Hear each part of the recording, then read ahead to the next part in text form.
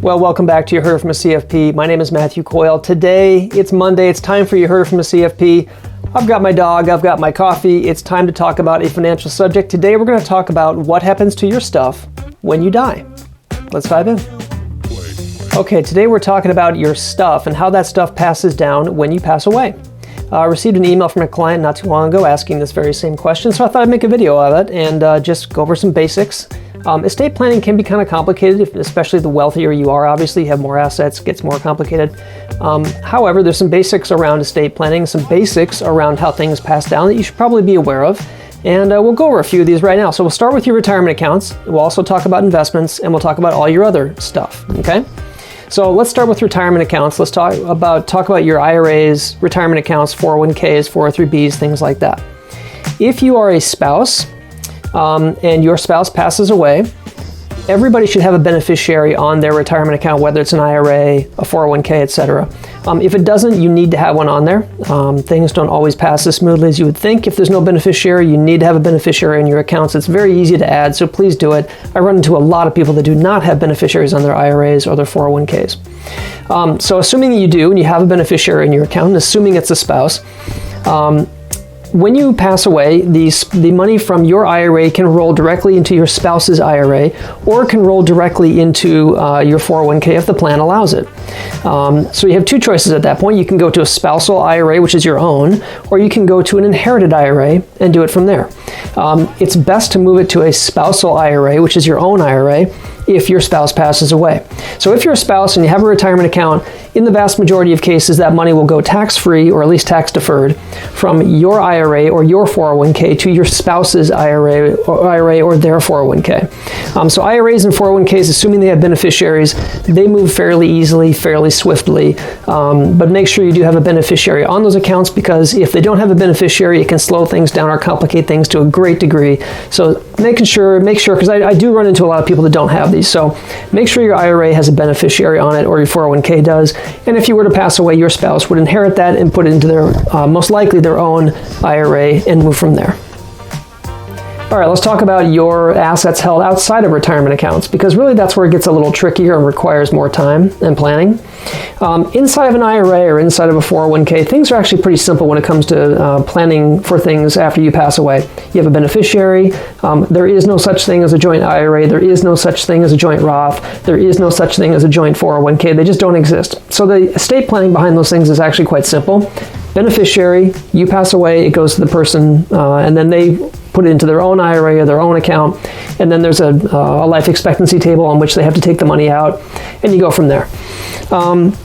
In the world outside of retirement accounts, it gets a little trickier, and titling is really, really important. If you have an independent brokerage account, like an investment account, or a piece of real estate, or an asset of some kind that is outside of a retirement account, and you want to make sure it gets to the right person, it has to be specifically mentioned in a document like a trust or a will, or it has to be jointly titled. So if you have an investment account with a bunch of stock in it, and you really want your spouse to have that, if you pass away, but she or he is not on there, then realistically you need to either have a TOD on that account, which is a transfer on death, and any advisor and brokerage firm can do that for you. TOD, transfer on death. That will then go to the person who's the assigned TOD, the recipient, or you need to mention that account specifically in a will or a trust or some other document that directs where that asset is supposed to go. Realistically, it's easier to joint title these things. If for some reason you don't want to joint title, then you need to have it mentioned specifically, or else it's going to go through probate, and you can have a lot of costs in probate. So generally speaking, things pass in this country by law, by contract, or by statute. By law means you have a beneficiary, it's a legal beneficiary, that person gets the account. By contract would be a trust, a will, a document, something like that. And by statute basically means by probate, by the courts deciding where it goes. So in that respect, you want to make sure all of your accounts have either joint titling or some type of transfer instructions on them when you pass away.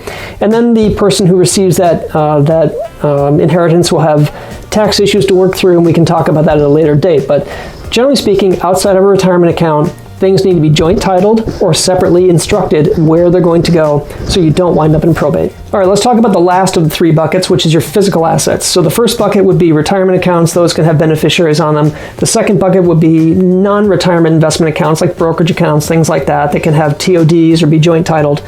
Let's finally talk about the third bucket, which are physical assets, things like cars or jewelry or physical assets of some kind that you own that you want to go to a specific person.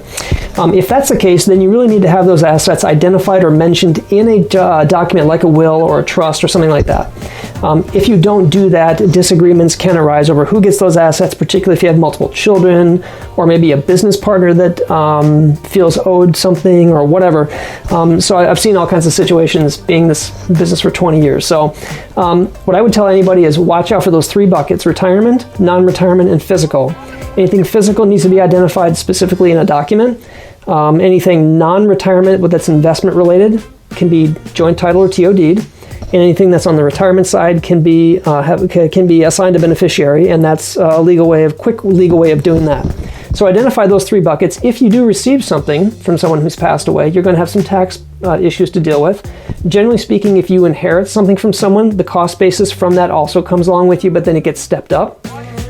If you're gifted something, you do not get a step up in basis. So if you inherited a piece of property, the value that you have from a tax basis is going to be the value at the date of death that that person passed away. So if you inherit a piece of property, it's probably better for estate planning purposes, especially with regard to taxes. If you are being gifted something, you probably want to be gifted something that's not as highly appreciated, stock that maybe has a higher cost basis or what have you. So if you have any of those questions like that, you can feel free to reach out and ask a question like that if you feel the need. But otherwise, I'm going to keep it fairly simple here. That's all I'll talk about for now. Remember the 3 buckets. Good luck to you, and thanks for watching, and I'll be back with another video at another time. Take care.